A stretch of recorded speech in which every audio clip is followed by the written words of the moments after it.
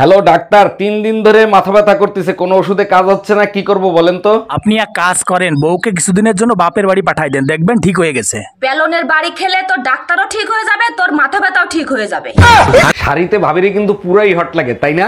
ভাবির দিকে নজর দেওয়া বন্ধ করো, ভাই কি করে সেটা দেখো। তুমিই বলো ভাই কি করে? সপ্তাহে 2 দিন ভাবিকে নিয়ে ঘুরতে যায়, তুমি যাও একদিনও? বাকি 5 দিন কার সাথে যায় গিয়ে ভাবির কাছে জিজ্ঞেস করো। এই কার সাথে যায়? এই তুমি মসজিদে নামাজ পড়তে যাও না হুজুরের সাথে গ্যাঞ্জাম করতে যাও? হুজুর জিজ্ঞেস করছে জুম্মার নামাজ শেষে কোথায় যাবেন, আমি বললাম কবরস্থানে যাব। এর জন্য তো হুজুর রাগ হতে পারে না, কি হইছে সেটা বলো। হুজুর বলে আরবিতে বলেন, তখন আমি বললাম ইন্না লিল্লাহি ওয়া ইন্না ইলাইহি রাজিউন।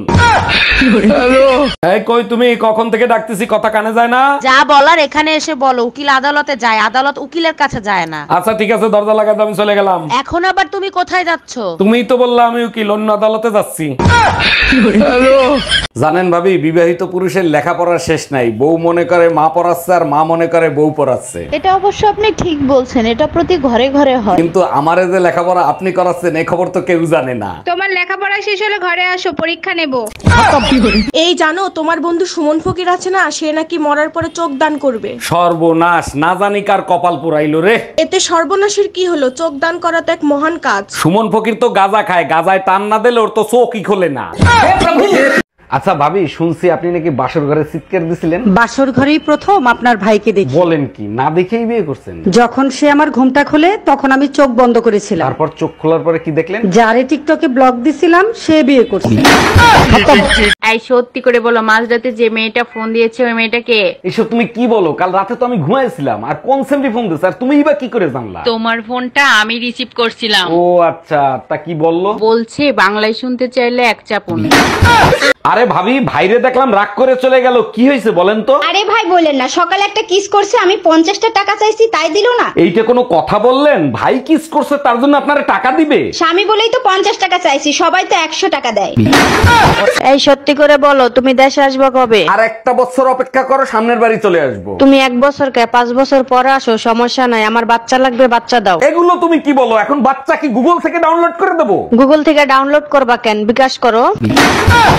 ডাক্তার আসতে পারি? হ্যাঁ আসেন। জি আমি কাশেম। বুঝতে পারছি আপনার কানের সমস্যা। জি ঠিকই ধরছেন, আমার কাশির সমস্যা। আগে ফিস দেন তারপর চিকিৎসা। আমি ফিস চাইছি, কিস না। ওয়রা ওয়াদা করো আমরা দুজন বাঁচবো একসাথে, মরবো একসাথে। ওয়াদা করতেছি, আমরা বাঁচবো একসাথে আর মরবা শুধু তুমি। এইটা কিরকম কথা হলো, আমি মরবো আর তুমি বেঁচে থাকবা? আরে বোকা, আমিও যদি মারা যাই তাহলে তোমার দাফন করবে কে? কি রে, আম নিয়ে কি গবেষণা করস? আচ্ছা, মানুষের ডাক্তার আছে, পশুর ডাক্তার আছে, ফলের ডাক্তার নাই কেন? ফলের যদি ডাক্তার থাকতো তাইলে কি হইতো? আরে ল্যাংড়া আমগুলো হাঁটতে পারতো। তোরে আল্লাহ ভুল কইরা মানুষ বানাইছে, গাধা একটা। কিরে টুম্পা, তুই না মেট্রো রেলে ঘুরতে গেছিলি, তা তোরে পুলিশে ধরছিল কেন? তোর জন্যই তো পুলিশে ধরছে, তুই না বললি অপরিচিত লোকের কাছ থেকে কোনো কিছু নিবি না। ঠিকই তো বলছি, পুলিশে কেন ধরছে সেইটা বল। টিকিট মাস্টার অপরিচিত ছিল, তাই টিকিট ছাড়াই ট্রেনে উঠছিলাম। কি রে দোস্ত, কি খাচ্ছিস? রসগোল্লা খাচ্ছি, খাবি? ফাজলামি করিস, ওটা কি রসগোল্লা? ওটা তো সিঙ্গারা। তা দেখতেছিস সিঙ্গারা খাচ্ছি, তো আবার জিজ্ঞেস করতেছিস কেন? আচ্ছা খা, সমস্যা নাই, কিন্তু তুই শুধু ভিতরে আলু খাচ্ছিস কেন? ডাক্তার বলছে বাইরের খাবার খাবেন না, তাই ভিতরের তা খাচ্ছি। কি রে ভাই, তুই আমার রক্ত খাইতে আইছস? তুই জানোস না বিবাহিত পুরুষদের গায়ে রক্ত থাকে না? খোঁজ নিয়ে দেখো, মশাটাও বিবাহিত পুরুষ, রক্ত শূন্যতায় ভুগতেছে, তাই বাধ্য হয়ে তোমার কাছে আসছে। আরে ভাইজান মন খারাপ কইরেন না, বউ তালাক দিছে তাতে কি হইছে, আরেকটা বিয়ে করবেন। না ভাবি, মন খারাপ অন্য কারণে। বলেন কি ভাইজান, আবার কি সমস্যা হইলো? বিয়ে করার সময় 1 টাকা যৌতুক নি নাই, শালির বিটি তালাক দিয়ে অর্ধেক সম্পত্তি নিয়ে গেছে।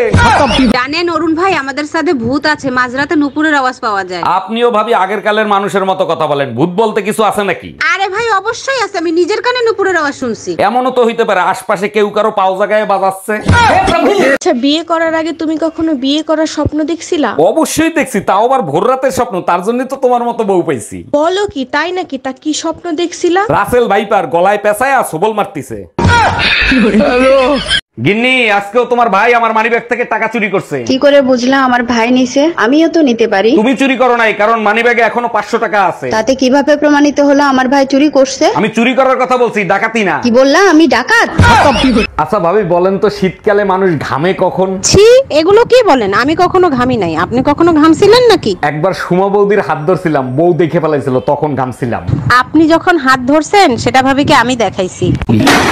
আরে ভাবি কি হয়েছে, ফ্রিজের সাথে যুদ্ধ করতেছেন কেন? ভাই, আপনার পরিচিত কোনো ফ্রিজ মিস্ত্রি জানা আছে? হ্যাঁ আছে, তার আগে বলেন ফ্রিজের কি হয়েছে? ফ্রিজ খুলতেছে না, ভিতরে কুরবানি গোশত রাখছিলাম, মনে হয় ভিতর দিয়ে গরু সিটকানি দিয়ে রাখছে। পাশের বাড়ির পর্বত ভাই মেসেজ দিছে, ভাই আমরা চলে যাচ্ছি, 6 মাস ধরে আপনার ওয়াইফকে চুপি চুপি ব্যবহার করছি, তার জন্য সরি। আমার সাথে বেইমানি? পর্বত ভাই মিথ্যা কথা বলতেছে, আমার সাথে কোনো সম্পর্ক নাই। 1 মিনিট। হ্যালো অরুণ ভাই, মেসেজে ওয়াইফাই জায়গায় ওয়াইপ লিখে ফেলাইছি, তার জন্য সরি। ম্যাডাম, আমার জরুরি ছুটি লাগবে, আমারে ছুটি দিতেই হবে। হঠাৎ কি এমন জরুরি কাজ আসলো যে তোমার ছুটি নিতে হবে? কালকে গ্রামের বাড়িতে আমার বউয়ের ডেলিভারি, ওখানে আমার থাকতেই হবে। 1 বছর ধরে তুমি এখানে, তোমার বইয়ের ডেলিভারি হয় কি করে? ম্যাডাম ভিডিও কলে। আমার পুরনো কাপড়গুলো টাইট হয়ে গেছে, গরিবদের দান করে দিব। এক কাজ করো, সাথে কিছু টাকাও দিয়ে দিও। বুঝলাম না, টাকা দিতে হবে কিসের জন্য? তোমার শরীরের যে সাইজ, ও কি গরিব মানুষের গায়ে লাগবে? তোর জাত গোষ্ঠী মোটা। এই কই তুমি শিগগির এদিকে আসো। এই কি হইছে, কি দেখে ভয় পাইছো? সন্ধ্যার সময় ছাদে উঠে দেখি আমাদের ছাদে একটা পেতনি। পেতনি কি তুমি পানির ট্যাঙ্কির ওখানে দেখছো? তার মানে তুমি জানতো এখানে পেতনি আছে? ওখানে পেতনি ছিল না, আয়না রাখা ছিল, গাধা একটা।